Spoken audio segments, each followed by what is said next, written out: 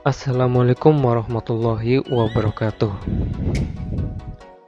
Teman-teman sekalian, pada kesempatan kali ini saya akan berbagi tentang bagaimana sih menguji sifat fisis pada material komposit sendiri ya, dilakukan sendiri.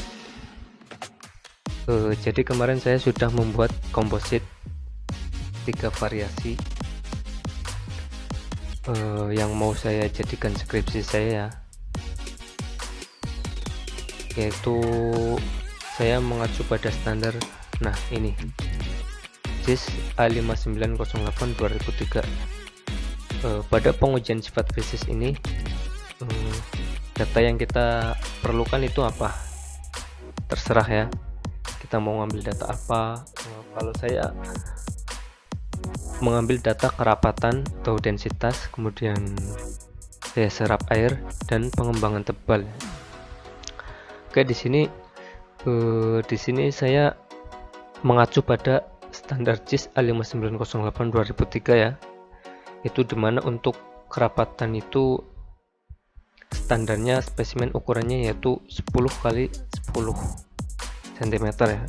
Sedangkan untuk daya serap air dan pengembangan tebal yaitu berukuran 5 cm kali 5 cm.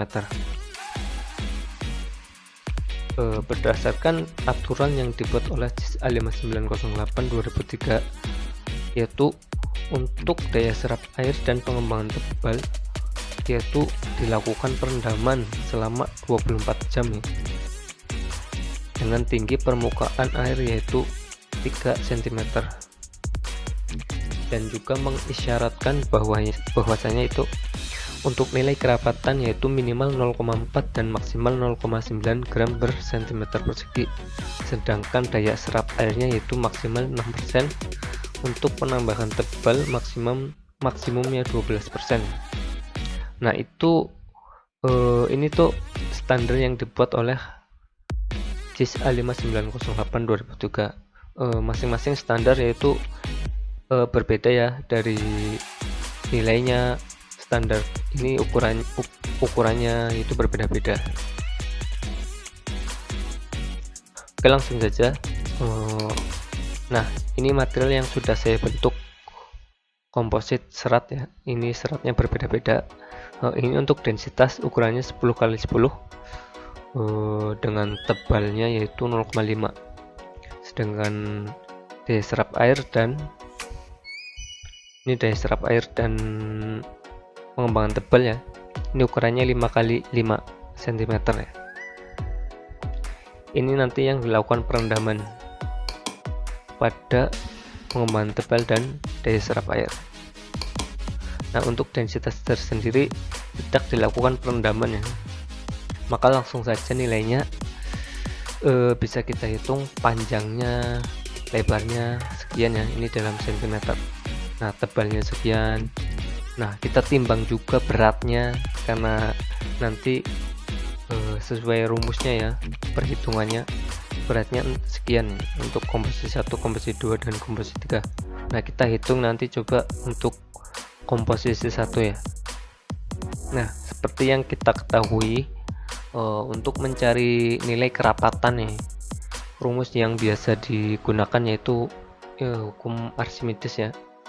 Itu biasanya seperti ini, rho sama dengan itu rho ya, nilai rho ya, massa ya dibagi dengan volume. Nah, di sini kan yang belum kita ketahui volumenya. Nah, untuk mencari volumenya bisa kita dapatkan dengan cara seperti ini, panjang kali lebar kali tebal ya. Panjangnya tadi berapa, 10 kali dengan lebarnya berapa, 10 juga, terus kali dengan tebalnya tadi berapa, 0,5.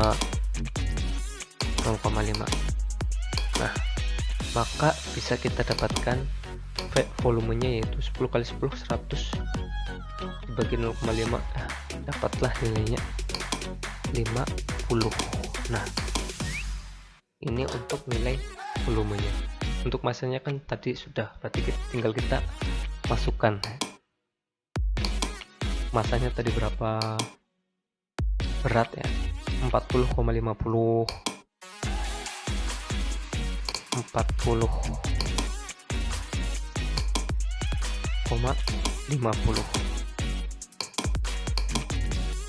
bagi dengan volumenya yaitu 50. Ini dalam gram ya, ini dalam gram, ini dalam sentimeter kubik, maka didapatkanlah nilai 40,50. Kita kalikan coba ya, kita bagi 40,50 dibagi dengan 50 ya, sama dengan 0,81. Nah, nilainya segitu, 0,81 gram ya, dalam gram per sentimeter kubik. Nah, inilah nilai kerapatannya atau daya serap air ya, sebesar 0,81 untuk komposisi 1. Nah, segini. Untuk daya serap air itu ini B1 ya, berat awal sama berat akhir ya setelah perendaman. Ini B1 sebelum perendaman, kita timbang dulu beratnya, komposisi 1 terus sekian. Dan B2 ini setelah perendaman selama 24 jam ya, maka didapatkanlah nilai segini ini. Nah, rumus yang kita pakai untuk mencari nilai daya serap air itu yaitu seperti ini ya, DSA, daya serap air, DSA itu dimana B2 dikurang dengan B1 dibagi dengan B1 dikali 100%.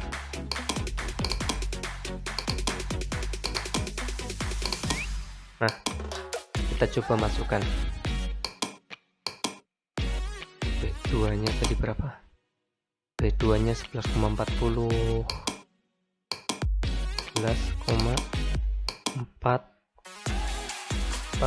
ya, dikurang dengan B1 nya tadi 11,13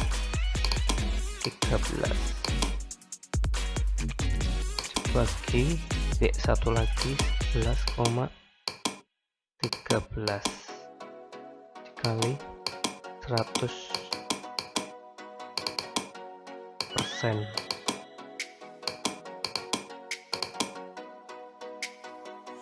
Maka didapatkanlah hasil.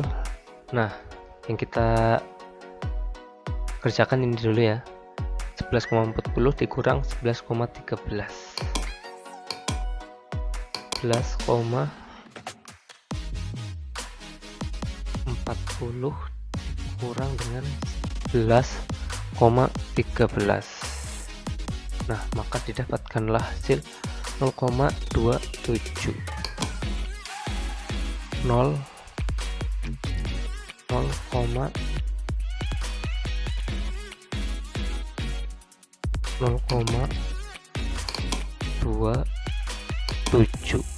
Nah, ini kita bagi dengan 11,13 kali 100%.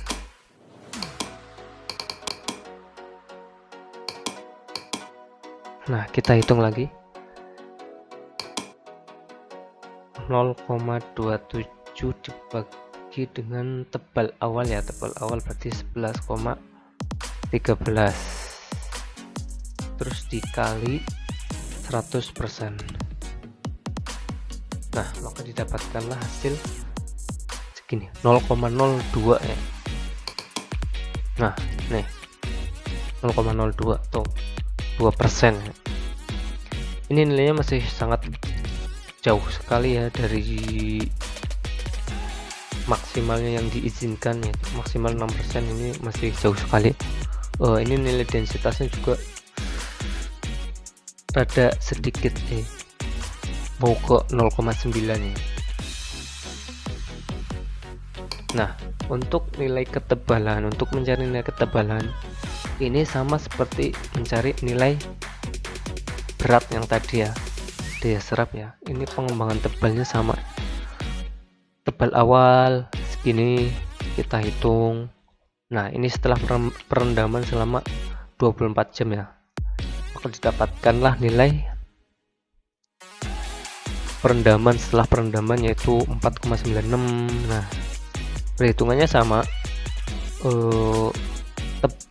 Tebal setelah perendaman dikurang dengan tebal sebelum perendaman ya, T2 dikurang T1, maka didapatkan hasil 0,1. Nah, 0,1 ini dibagi dengan tebal awal ya, 4,86 dikalikan 100%, maka didapatkan hasil 0,02 atau 2,05% ya.